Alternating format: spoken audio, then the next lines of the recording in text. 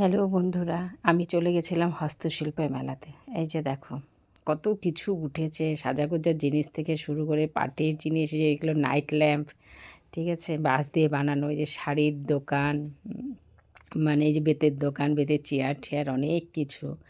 এই এই যে ফুলের মার্কেটটা বিশাল বড় ছিল, বুঝছো? এই যে ফুলের মার্কেটটা বললাম, যে একটা খাট, এই যে শাড়িগুলোর ভীষণ দাম, মানে এত দাম যে একটা শাড়ি যাও পছন্দ হয়েছিল কিনতে পারিনি। ফুলের মার্কেটটা আমার খুব ভালো লাগছে।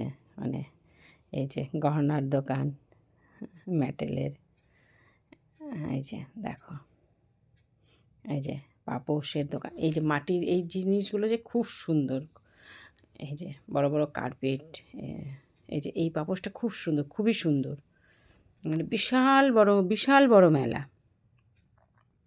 মানে না দেখলে বিষয়। তার মাঝখানে একটা ফটো তুলে নিলাম, যে একটা ফটো তুলে দাও। এই যে না, এবারে এরকম আসছে চেয়ার,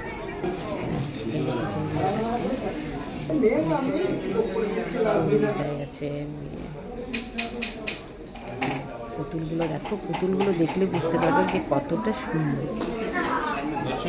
যেখানে মহাপ্রভু আছে, বর্ণিতা আছে, রাধাকৃষ্ণ আছে, পাথরের থালা, এই জায়গাটা যে এতটা দেখো এত সুন্দর, মানে ধারণা, মানে এটা টিনের উপরে করা, মানে খুবই সুন্দর, মানে দামও প্রচুর। আমি একটা দাম করেছিলাম 1500 টাকা, চেয়েছিল 1500 আছে, 2000 আছে।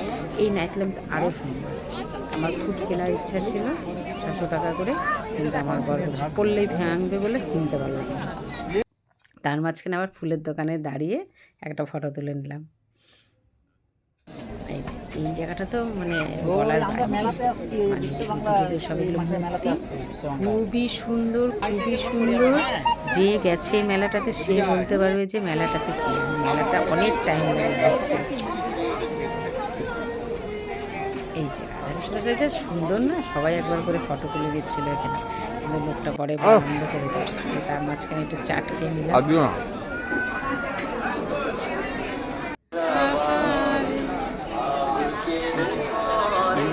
মানে লাস্টে যে ঢোলগুলো খুব সুন্দর করে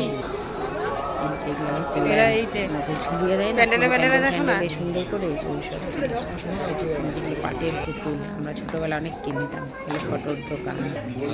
এইটা তো আরও সুন্দর, কাপড়ের মধ্যে সুতো দিয়ে কাজ করা, খুবই সুন্দর এই জিনিসটা। তার মাঝখানে আবার একটু খাবার কিনে নিলাম।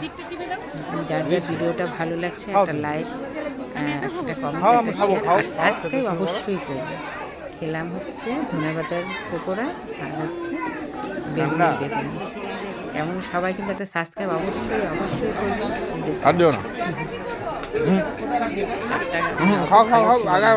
আমি আর খাইনি।